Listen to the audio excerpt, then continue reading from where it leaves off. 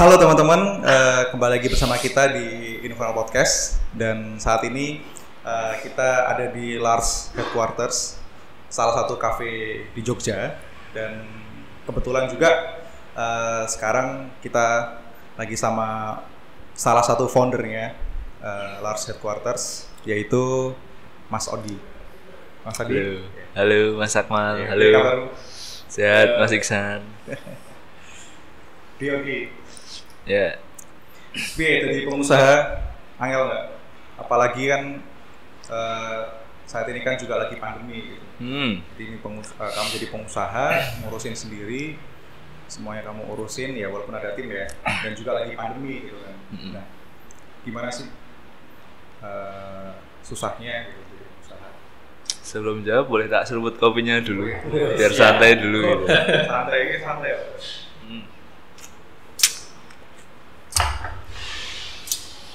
Jadi pengusaha ya. Sebenarnya jadi pengusaha tuh menurutku sebuah pilihan sih. Jadi ada kayak dan pilihan dan paksaan terutama. Jadi ada kayak landasan kenapa sih pengen membuka usaha, kenapa sih mau memilih usaha, dan kebetulan juga aku juga tetap menempuh jalur pendidikan kuliah, terutama yang kebanyakan orang-orang katakanlah habis kuliah mau ngapain sih. Dan di saat itu pun aku merasa kayak bingung habis kuliah mau ngapain juga, karena sebelum kuliah pun usaha udah tak mulai di sekitar 2015, yaitu sebelumnya ada kedai susu di situ, dimana kayak mencoba usaha yang mungkin porsinya sangat kecil di situ, dan untuk cukup kayak untuk kebutuhan kuliah, jajan dan segala macamnya. Dan lama kelamaan kayak tertantang nih, coba bikin yang lebih gede pertama di situ poinnya.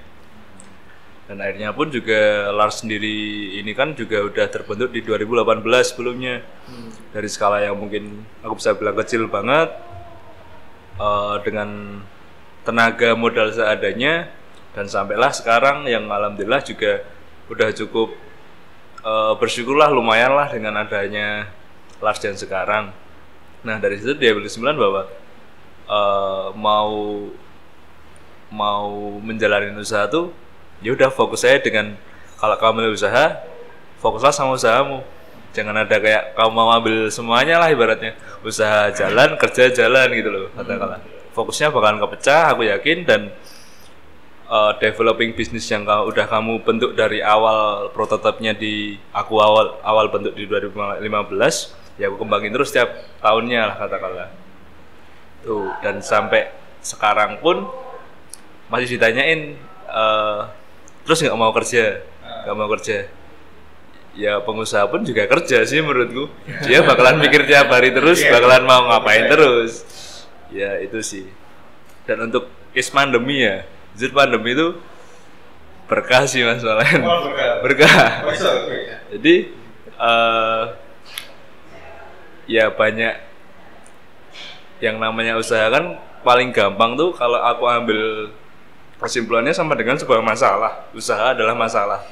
Yang katakanlah masalah bisa jadi improvement, bisa jadi kayak kamu lebih baik, kamu bisa lebih mengatasi suatu hal dengan lebih presisi.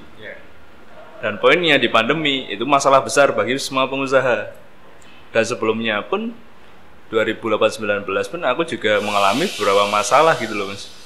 Kayak kekurangan modal jujur aku, terus kayak kekurangan SDM.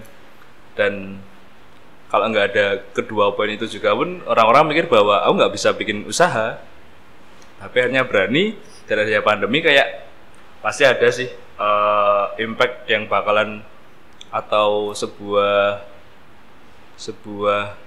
alternatif lain saat untuk melewati si pandemi ini.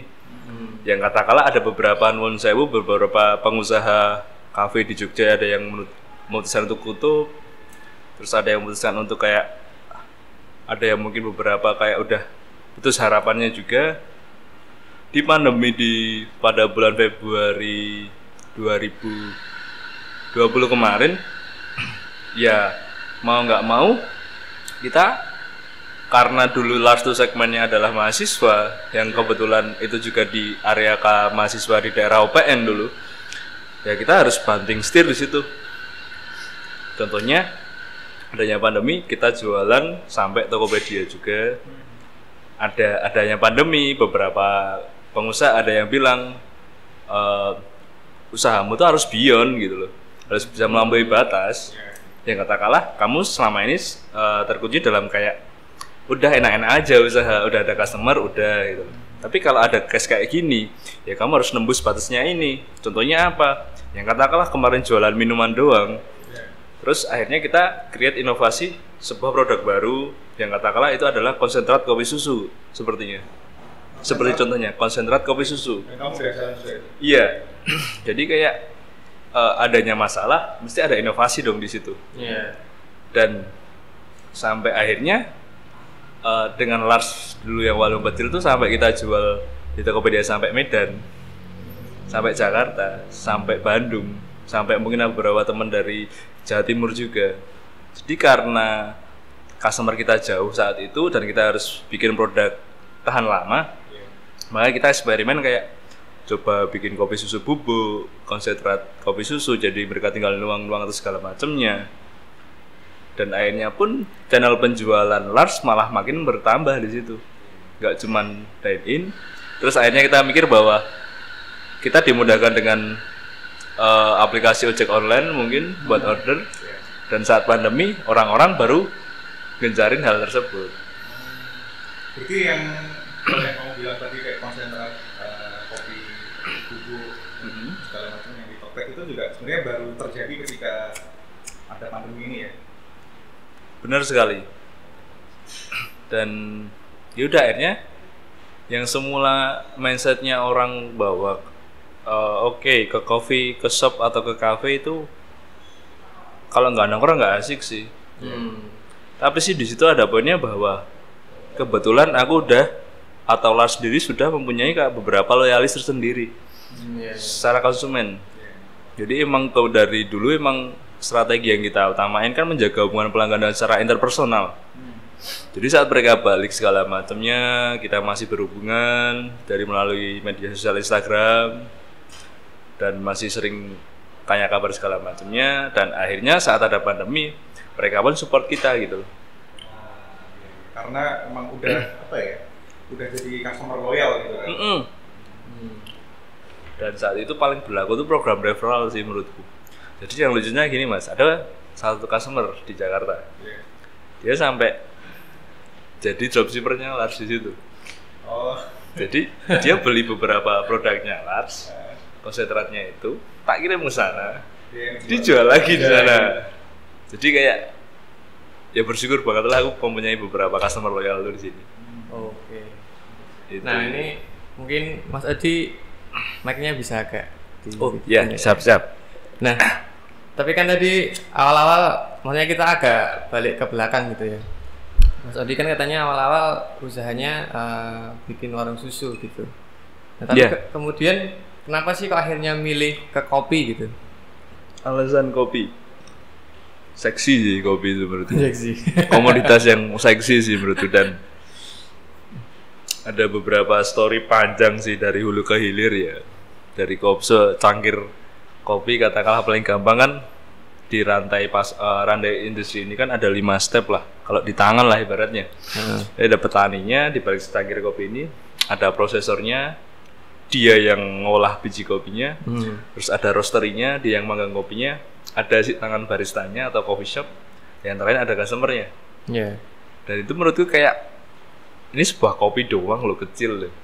Dan kalau orang bilang kayak kopi itu mahal banget sih kalau di kafe. Kopi kok bisa mahal banget sih, tanda kutip kan. Karena kalau secara rantai pasarnya sendiri itu melalui jalan yang panjang banget. Rantainya cukup panjang. Dan aku sangat interest dengan hal itu menurutku. Karena di setiap balik petani itu ada kayak orang-orang yang mungkin handal di situ, yang benar-benar nge-maintain si kopi ini sampai ke si roasterinya juga outputnya. Dan terutama yang nge-publish atau frontman-nya kan sebuah coffee shop-nya gitu. Jadi dia yang ada kayak entitas manusianya, kayak SDM, kayak baristanya mungkin, yang dia bisa nge-treat customer, dia menjadi influencer di situ poinnya. Dia punya force sales tersendiri. Sama barista nggak cuman punya gengsi doang, tapi dia profesional di situ. Belajar kopi itu kayak dulu aku mikirnya gini Mas Isan, kayak kenapa sih suhu dihitung gitu loh, kayak aku orang IPS suhu dihitung, terus TDS airnya juga dikalkulasi, terus rasio seduhnya, gramasinya. Kopi kok bisa ribet kayak gini sih ya bisa bilang. Dan itu juga relate dengan saintis gitu loh.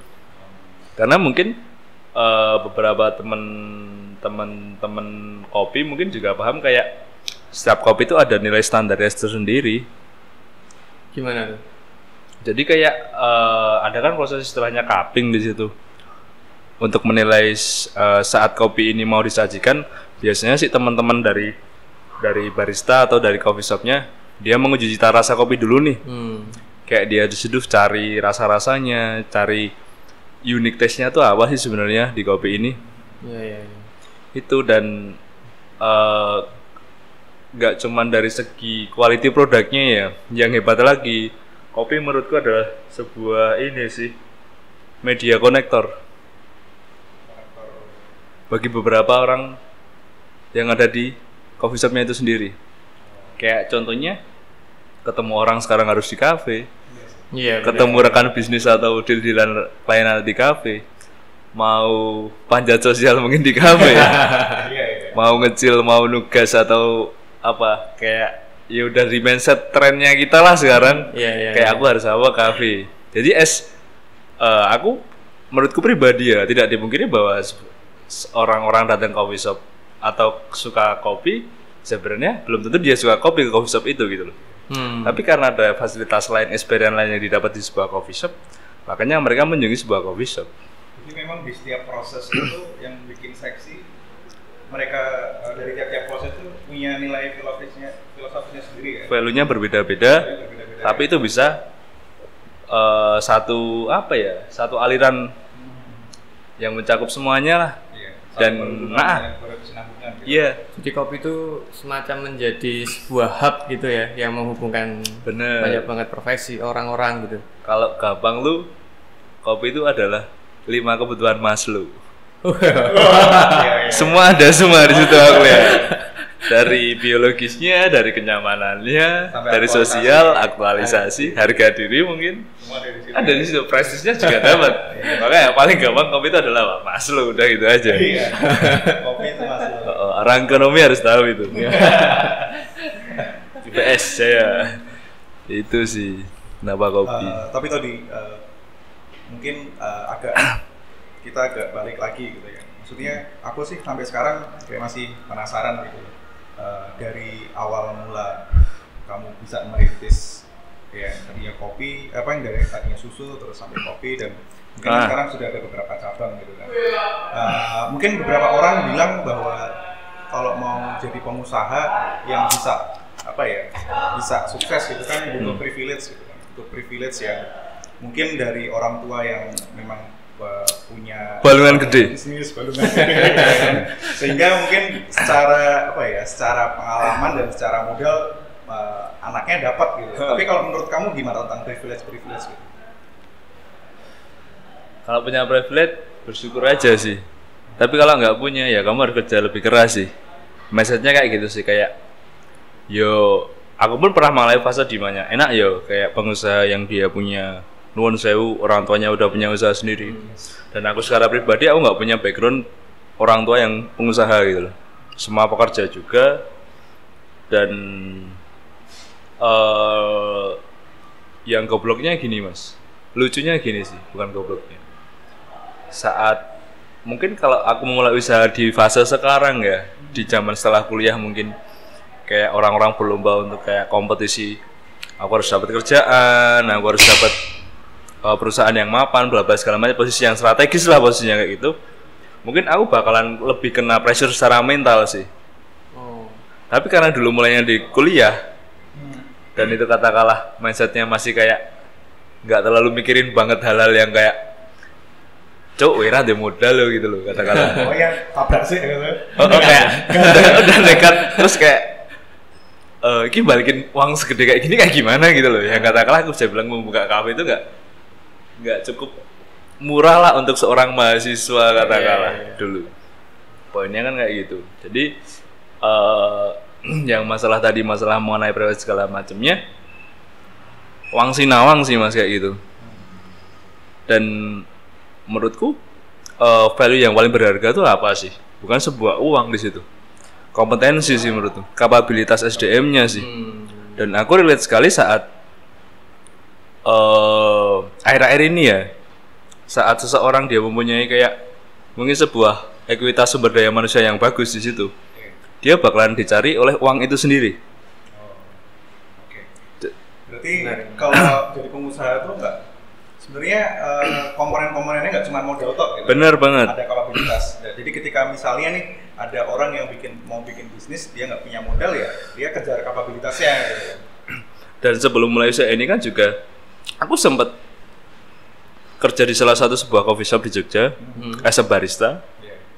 Dan di situ karena ya aku realistis, aku belum paham tentang kopi, aku nggak bisa bayar sekolah kopi yang notabene katakanlah dulu aku belum terlalu memiliki link yang cukup kuat, dan aku tahunya kalau sekolah kopi itu mahal, dan aku harus terjun langsung kayak istilahnya kalau di kerjaan on the job training bukan sih kayak ya kayak kamu sambil belajar sambil kamu dapat income masukan juga. Nah, di situ benar-benar realistis saja dengan umurku segitu aku nggak bisa menuntut untuk gaji yang tinggi. Tapi porsiku di situ adalah aku harus cari ilmu yang banyak di tempat kerjaanku sama kredibilitas sebagai katakanlah aku mau di industri kopi. Yang ketiga adalah aku cari link yang sebanyak-banyaknya. Dari jalan itu kebuka semuanya. Jadi kayak aku mikir kayak di susu dulu, kayak aku pun juga nyicil beberapa alat kopi sendiri, belajar sendiri. Tapi aku nggak bakalan kecakupan yang lebih luas nih kalau aku nggak terjun langsung ke dunia luar.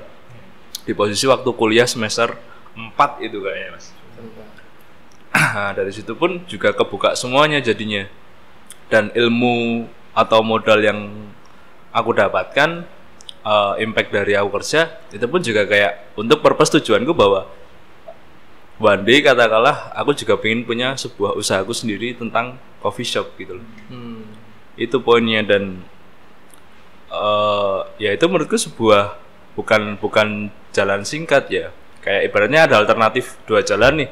Kamu udah punya modal, tapi kamu nggak punya background di industri ini katakanlah kafe.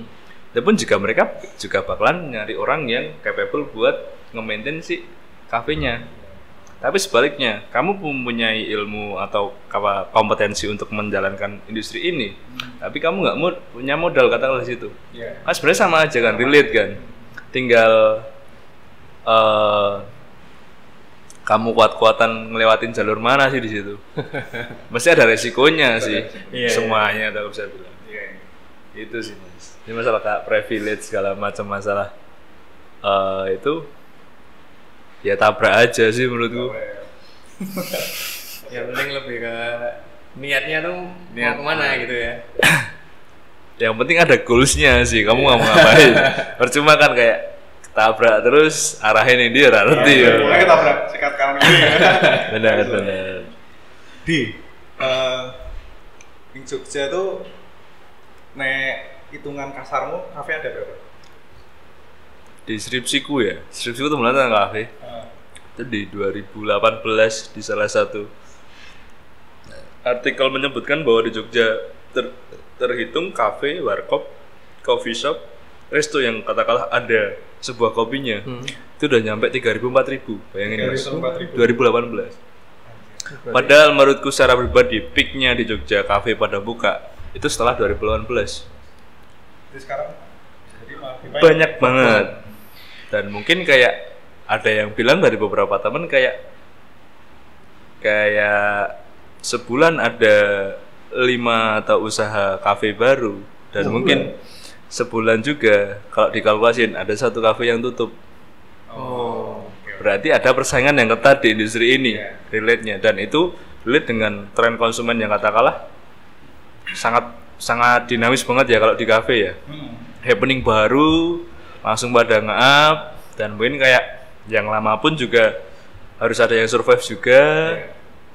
ada yang dengan mungkin skala kapital yang lebih besar di situ, dengan skala konsep yang berbeda. Terus juga tren konsumennya katakanlah terutama pandemi ini berubah semua perilaku konsumennya, dari daya beli, dari kayak habit mereka pun. Jadi kayak emang aku bisa bilang kayak ini benar-benar harus katakanlah punya unique value proposition masing-masing sih sebuah kafe itu. Antara pemiliknya mempunyai apa, antara konsumennya bakal dipenuhi kebutuhan masalah kayak gimana nya, dan si pesaing mau atau bukan pesaing sih, kayak gimana caranya membedakan kamu dengan kafe yang lainnya. Poinnya di situ, karena emang secara strategis bisnis ini kayak ya udah terlalu banyak di sekitar Jogja tuh. Setiap katakanlah gampangannya gini, setiap 1 kilometer ada coffee shop lah di sini. Nah, kalau melihat dari apa yang dikatakan Mas Adi tadi, sekian banyak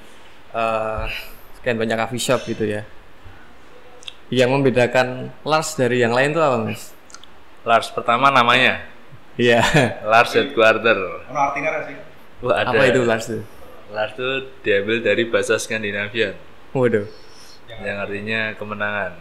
Kemenangan. Ya. Kemenangan. Sebenarnya maknanya luas sih, secara etimologi ya. Jadi kayak yang diambil kayak ya sebisa mungkin saat kamu menang pasti ada kalahnya sih. Dan saat kamu menang kamu harus menang lagi sih. Iya. Benar. Maksudnya kayak menang kan bukan tujuan akhir sih menurutku. Kayak menang kamu harus kayak ya udah improve dan ya itu dari sebuah nama. Dan yang mungkin paling gampang tuh yang jelas Lars tuh di 2018 sebuah nama yang menurutku catchy sih, enak didengar gitu loh. Dan mungkin beberapa kafe kan ada yang mungkin pakai nama bahasa Indonesia, ada yang mungkin nama ada kayak kopinya di situ, kayak biar tahu coraknya bahwa ini kopi banget loh, Indonesia banget loh. Dan takutnya kayak kalau pakai nama asing tuh susah gitu loh. Dan ya mungkin coba sih, walaupun ada beberapa saat itu udah menggunakan nama yang mungkin menurutku juga nama-nama yang bagus, tapi aku bisa bilang kayak kemana yuk kalau kafe, ya udah Lars gitu loh katakanlah. Lars aja gitu loh. Dan apa ya, berarti kan kalau di Jogja sendiri ketika kamu bilang ada sekitar 3.000 sampai 4.000, berarti kan ibaratnya satu orang itu ketika aku mau ke kopi itu aku punya pilihan sebanyak itu. Dan gimana sih maksudku caramu untuk ya mungkin pertama menyampaikan apa yang kamu jual, apa yang kamu ingin deliver ke mereka, dan kayak gimana sih caranya kamu bisa akhirnya ya seenggaknya bertahan lah di antara 4.000-an kafe itu. Jadi caramu gini gitu. Gini, poinnya adalah aku pernah menanyakan beberapa konsumen atau survei kecil-kecilan. Apa sih yang mendorongmu untuk pergi ke sebuah coffee shop, ke sebuah cafe gitu? Saya bilang Mas Akmal sama Ihsan pun hampir punya jawaban yang sama sih. Bukan as a produknya.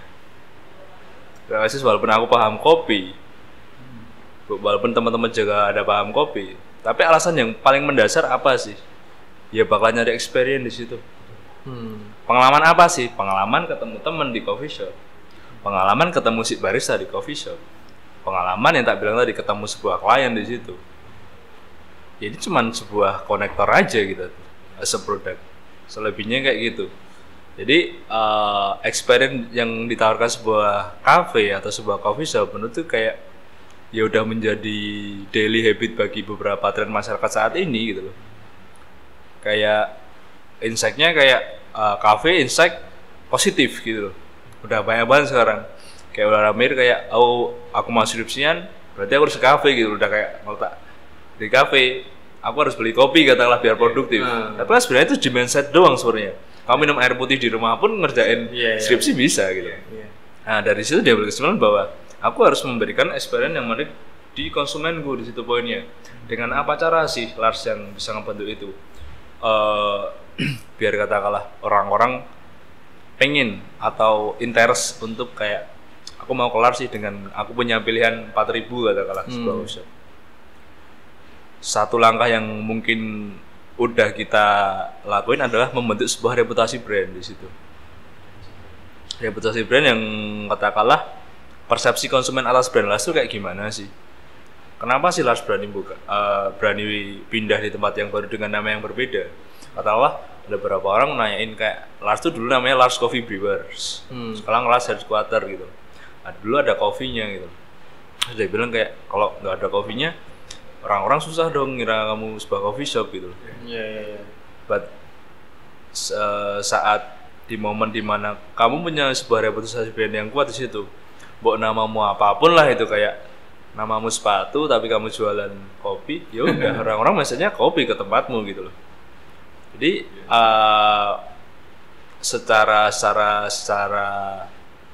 simpelnya didefinisikan bahwa untuk membuat konsumen untuk datang ke sini, untuk memutuskan untuk membeli produkku di sini, yang paling digencarin di situ adalah gimana sih cara nge-build sebuah reputasi brand ini bisa luas di situ poinnya. Tapi tetap digarisbawahi bahwa kembali lagi di sebuah cafe atau sebuah coffee shop dia harus punya dua unsur yang mungkin harus dimiliki, yaitu adalah sebuah produk quality sama service quality-nya. Ya produk harus konsisten, ya produk harus menurut konsumen standar itu kayak gimana sih. Terus yang paling penting adalah kedua poin ini adalah di service-nya menurutku. Karena itu yang bakal membedakan experience customer. Mungkin kayak contohnya sebuah hospitality di sebuah coffee shop yang mungkin diadopsi dari sebuah hotelier di situ, dimasukin ke sebuah coffee shop kayak keramahan si baristanya, terus kayak ya kamu bisa menjadi teman coffee shop karena baristanya ramah-ramah. Sering ngobrol sama kamu lah ibaratnya. Terus juga kayak memenuhi kebutuhan sosialmu secara katakanlah aku mau coffee shop, aku pengen ngobrol lah sama baristanya gitu, aku pengen sharing-sharing lah di situ. Dan emang itu tuntutan sebuah barista juga sih menurutku, memberikan service dan pelayanan terbaik buat si konsumen. Jadi kita back to basic di sini. Kayak reputasi brand itu juga basic menurutku, produk itu juga basic menurutku, service juga basic. Daripada kita membuat sesuatu yang beda dan di situ juga bakalan gampang dilupakan juga di situ. Karena mindset orang-orang coffee shop beberapa ya udah tertanam bahwa ya tadi kembali lagi dia bakalan cari experience di situ. Experience as a product mungkin, tapi bisa dikatakan experience as service mungkin, experience as kenyamanannya dia mungkin. Jadi beberapa poin itu yang oke, ini yang bakalan tak masukin ke hati pelanggan nih. Lars tuh kayak gini loh. Gitu. Dengan ya mungkin kita sebenarnya punya sebuah persuasif brand, tapi yang enggak kita utarakan secara langsung, yaitu adalah sebuah neighborhood coffee shop. Coffee shop yang dekat dengan lingkunganmu gitu loh. Secara lokasi kita beda di dalam perkampungan. Secara relationship, ya aku harapannya di sini walaupun belum sepenuhnya tercapai, ya kamu sampai bisa memanusiakan customermu lah, bukan customer, bukan pelanggan, tapi dia manusia di sini. Dia orang yang katakanlah satu komponen di Lars, customer tuh. Dan warga sekitar yang di sini pun juga adalah bagian dari Lars itu sendiri, dari populasi Lars itu sendiri. Dari lokasi makanya kita dalam gang, kalau mau ditanya kenapa sih lokasinya di sini, kenapa sih lokasinya kok masuk-masuk mas, ya itu pengennya harapannya bikin sebuah experience yang berbeda. Gitu. Ya, dan di sini pun juga tak kasih fakta menarik bahwa ada beberapa pedagang kaki lima, kayak mungkin mie ayam, bakso, soto segala macamnya, udah ada labelnya Lars mas. Stikernya Lars. Dan walaupun katakanlah kita jual makanan, kita rahasia di sini, kita pendatang hitungannya. mereka jualan di sini udah 10 tahun di sini. Iya. Dan kita nggak mau merusak populasi mereka juga, market mereka juga. Ya kita persilahkan customer bisa makan. Dengan katakanlah kamu beli minuman di sini, makannya di sini. Ya itu kayak bentuk pertanggungjawaban kita lah.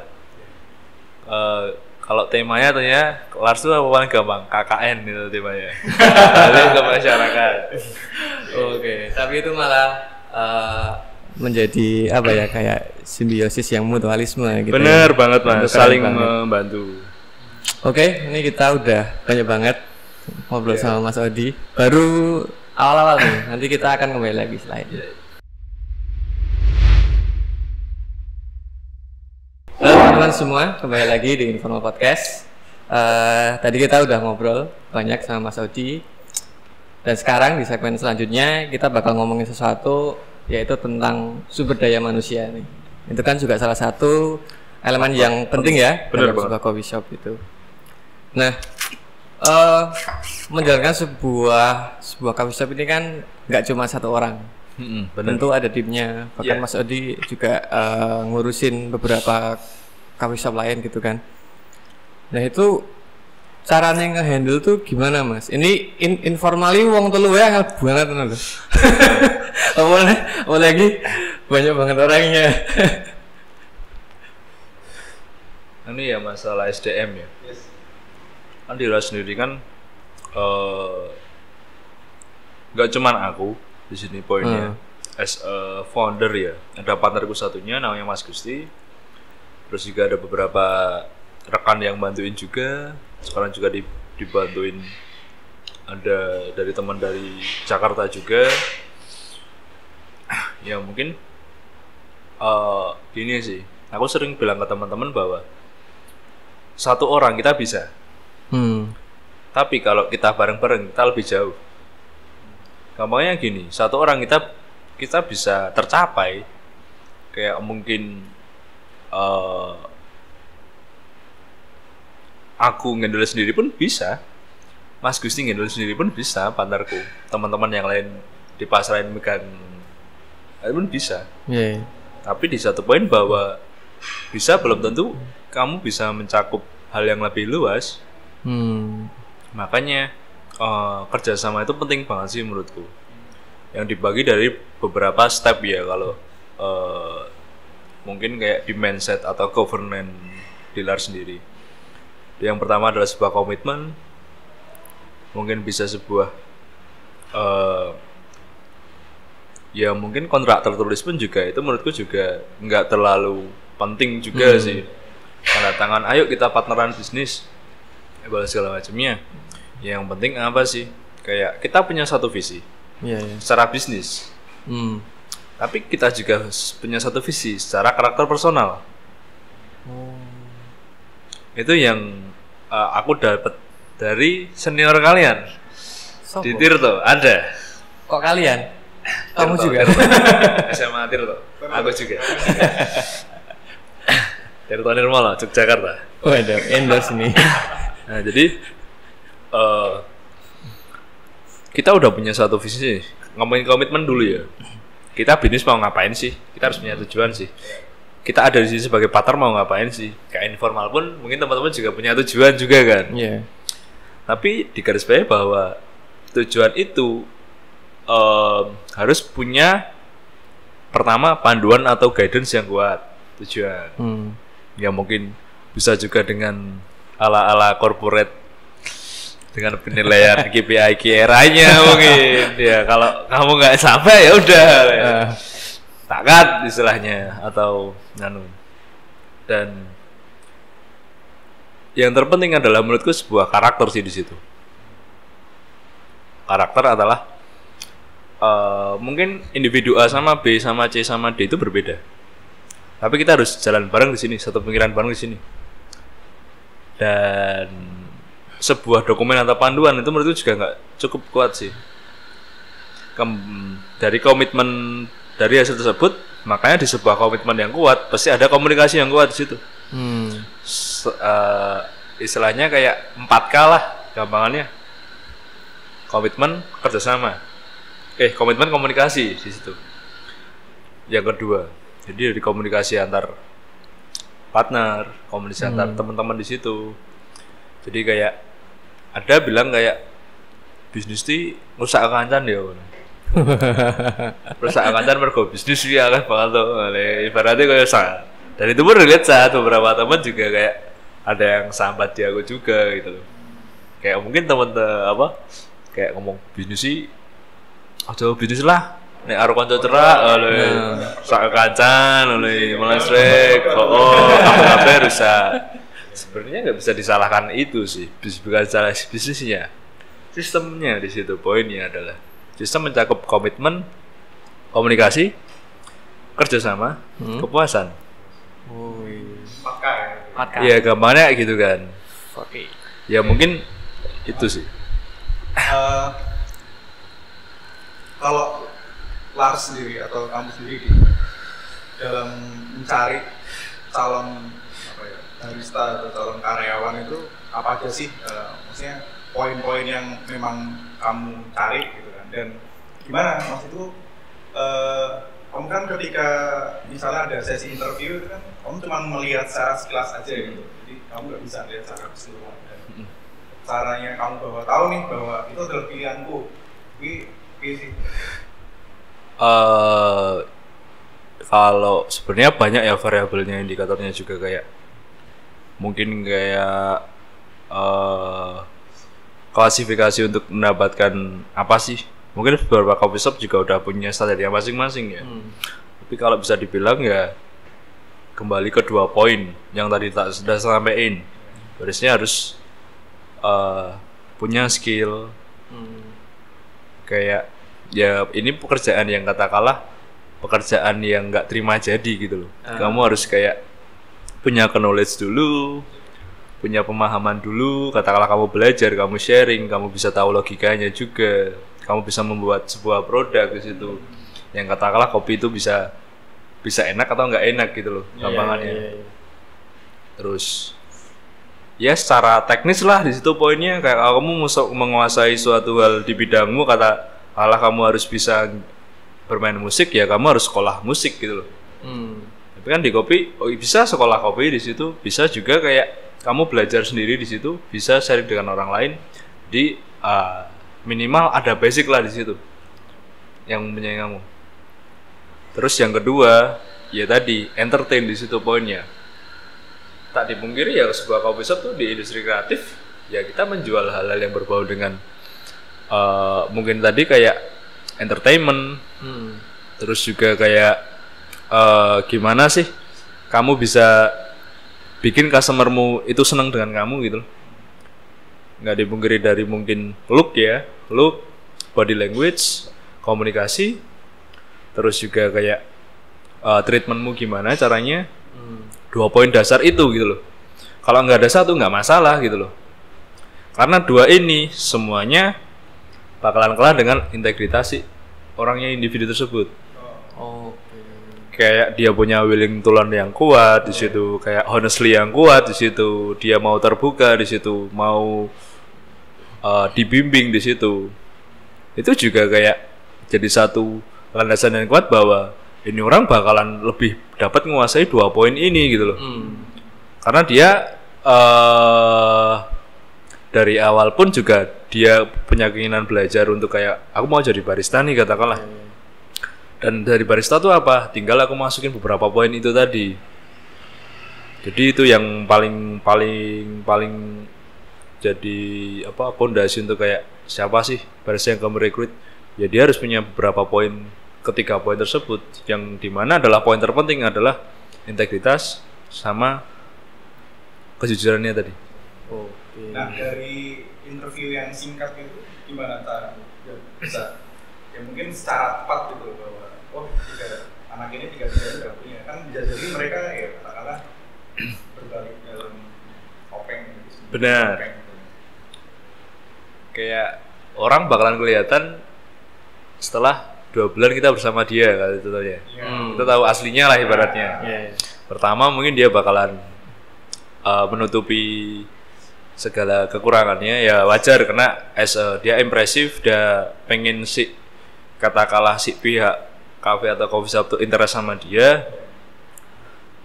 di situ poinnya adalah untuk menanggulangi hal-hal tersebut paling gampangnya gini sih.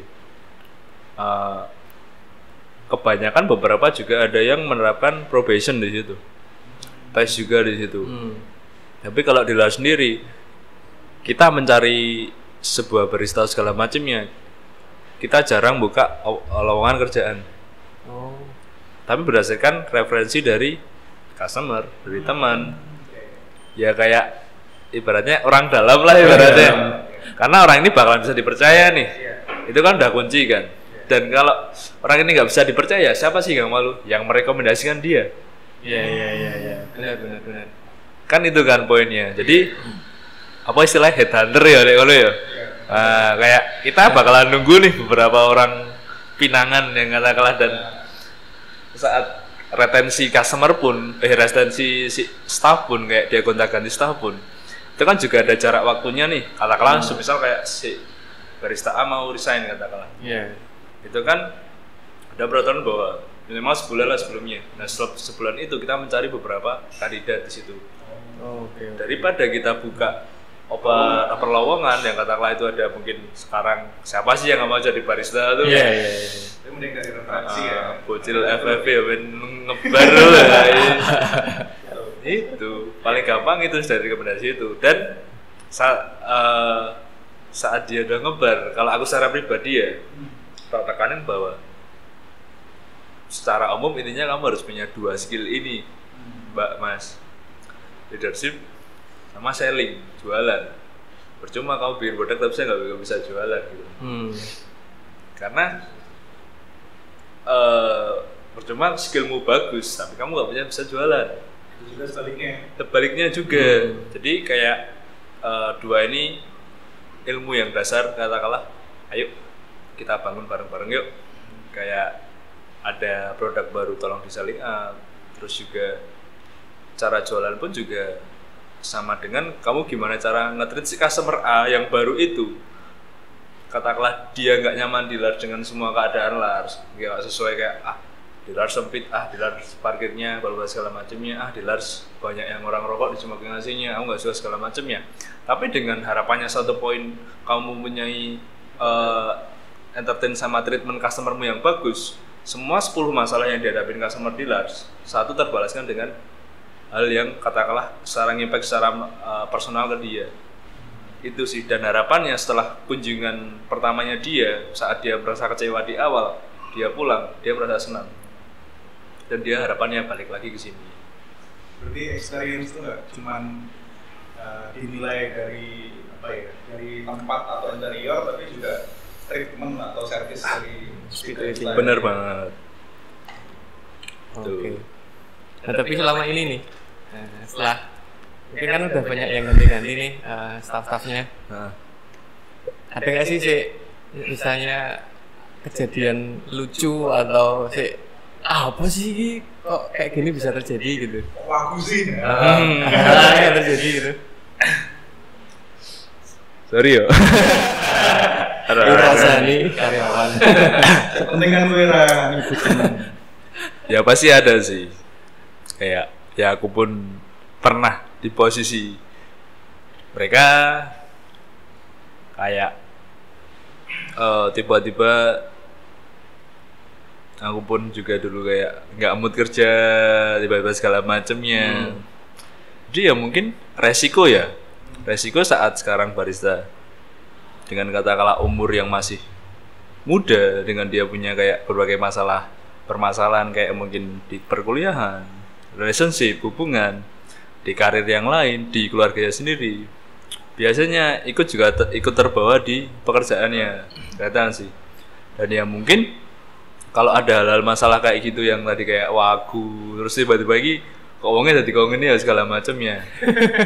Ya mungkin sih sebagai katakanlah kalau di sebuah coffee shop itu bisa aja HRD-nya kan itu diibaratkan head bar kalau di coffee shop. Itu harus kayak ada pendekatan di situ secara personal gitu. Tanyain kenapa orang ini gitu. Itu juga bisa sebenarnya bebas sih secara budaya, kalau coffee shop mau pemiliknya juga bisa nanya langsung juga nggak masalah, ditanya secara personal gitu loh, kenapa sih kok kayak ini segala macamnya. Jadi jangan terlalu mengejudge bahwa dia wagu gitu loh. Kok Ira jelas banget sih tadian karena segala macamnya. Kita harus kayak oh masalahnya kayak gini. Dengerin aja lah katakanlah, dengerin A B C D E unek-uneknya segala macamnya. Ya mungkin kurang sharing sih orang-orang kayak gitu. Orang komunikasi sih jatuhnya. Itu pada konselingnya ya. Ya. Walaupun dengan berbagai cara. Tiba-tiba wah wagu banget weh kan secara komunikasi juga nggak bagus kan kayak gitu, kayak langsung nyerang kayak mungkin malah jadi saya wagu tiba-tiba yo hilang dalane ya. Tetap sih dibimbing karena kebetulan juga di sini juga ada muda-muda juga.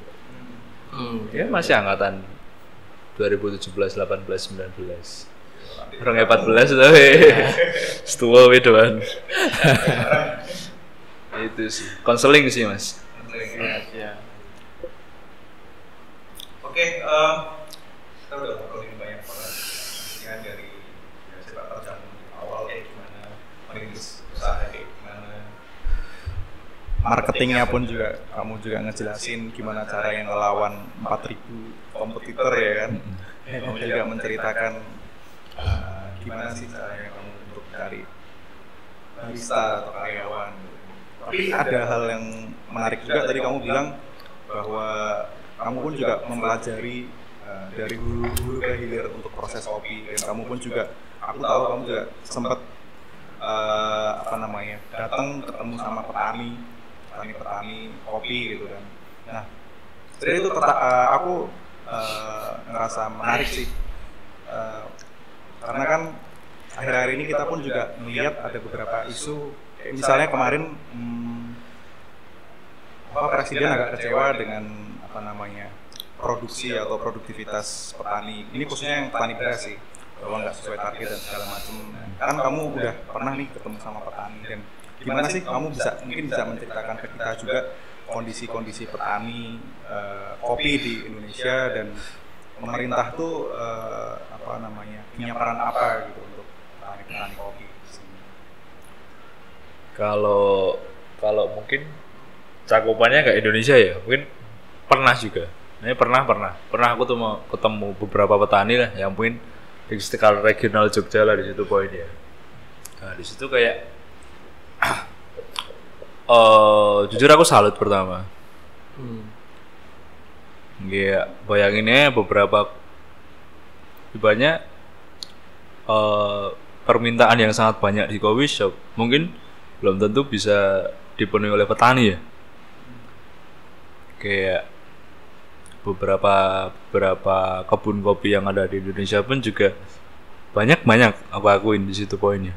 Banyak banget dari beragam varietas, dari beragam jenis, dari beragam ya kualitas berbeda-beda juga lah. Nah, kalau masalah tadi yang respon pemerintah ya poinnya di petani. Ya mungkin tetap sih mas, aku bisa bilang kayak karena mungkin hasil olahan biji kopi itu belum menarik sih katakanlah beras atau bahan pokok sembako lainnya. Jadi ya mungkin kayak ya ini benar-benar industri indie sih menurutku Mas Yan. Yang mana mereka ya masih main dengan tenaga dan usaha sendiri. Beberapa ya mungkin aku juga nggak tahu, ada juga yang dibantu pemerintah, tapi di sebuah rantai pasokan ini ya mungkin ada beberapa coffee shop pun juga yang ikut membantu petani juga, karena dia tahu bahwa nggak ada petani ya ada petani kopi ya aku nggak bisa jualan mungkin maksudnya. Dan harapannya pun Lars kalau udah katakanlah menuju lebih besar, kita lebih memperhatiin beberapa sektor rantai pasok lainnya. Karena katakanlah kita masih survive di garda depan sekarang, kalau itu udah enak atau udah cukup stabil, kita coba kayak gimana caranya kita lebih detail masuk ke rantai pasokan lainnya gitu. Ya mungkin bisa aja nggak walau alam, siapa tahu Lars bisa jadi roastery besok ke depannya, bisa jadi kayak distributor biji kopi contohnya. dan bisa punya kebun sendiri harapannya juga. Nah di situ juga berarti aku harus dekat beberapa teman-teman Lars, harus dekat beberapa manusia yang ada di balik sebuah prosesnya itu. Dan mungkin saat poin itu aku jadi lebih tahu beberapa permasalahan detail di bagian petani itu kayak gimana sih. Terus kayak kendalanya, keresahannya kayak gimana sih contohnya. Kayak ya mungkin bisa aja kayak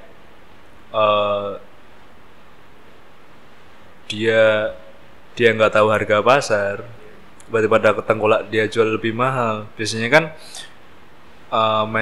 mindset pengalamanku dulu KKN kan di salah satu desa di Jawa Tengah itu bukan kopi sih, tapi sayuran. Jadi dia menjual sayuran yang murah banget kepada sebuah tengkulak itu. Tengkulak menjual lebih mahal banget kepada end usernya. Nah, itu bisa jadi aja di petani menurutku ya. Karena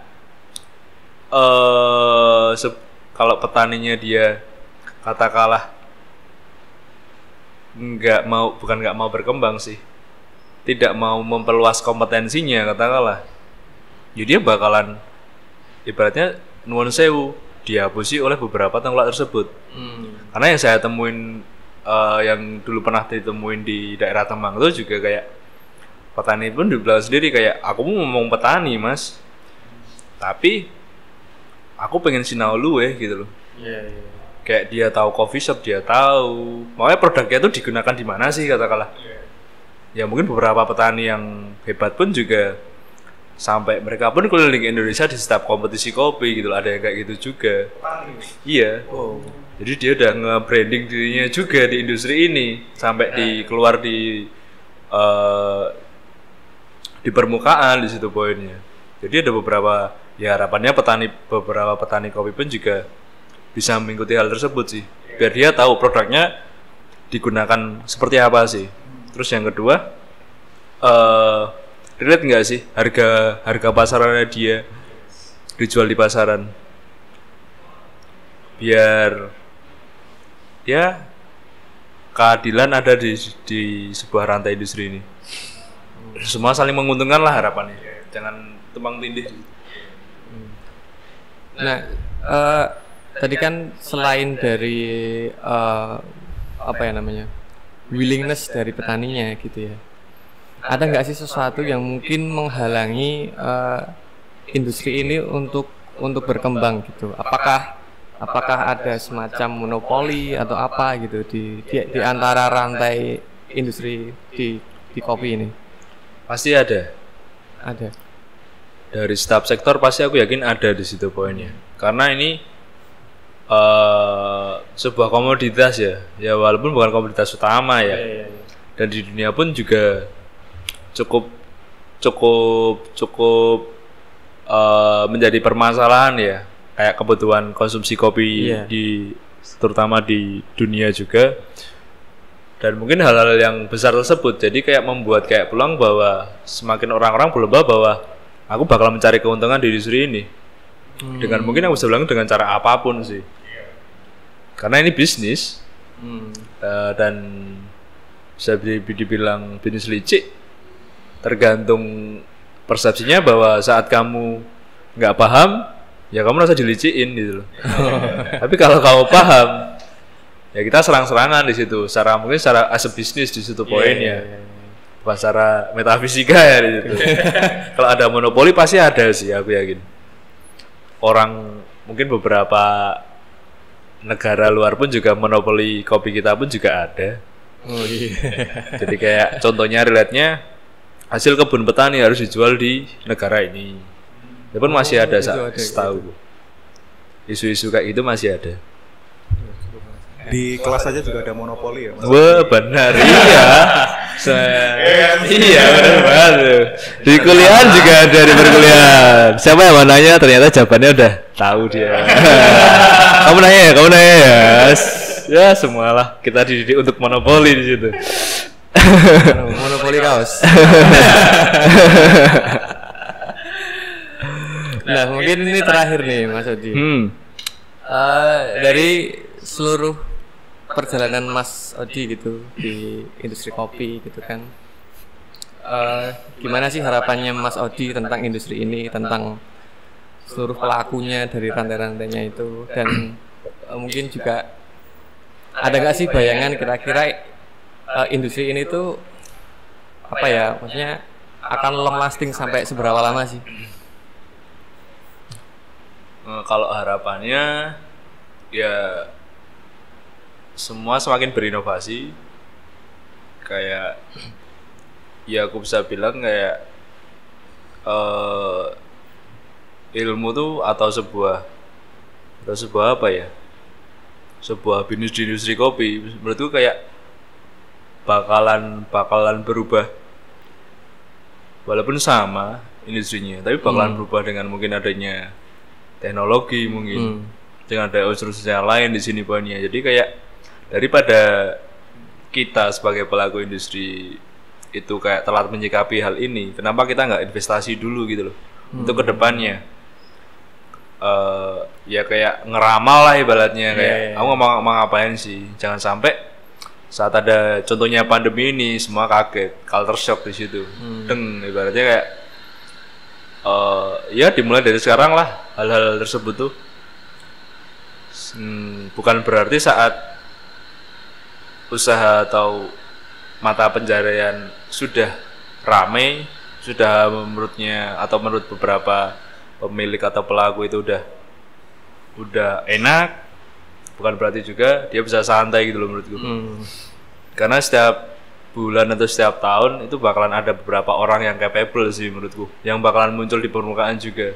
Ada saatnya kayak gitu, makanya kayak biar ini bisa sustain, ya mau nggak mau si pemilik juga harus investasi ke knowledge di situ.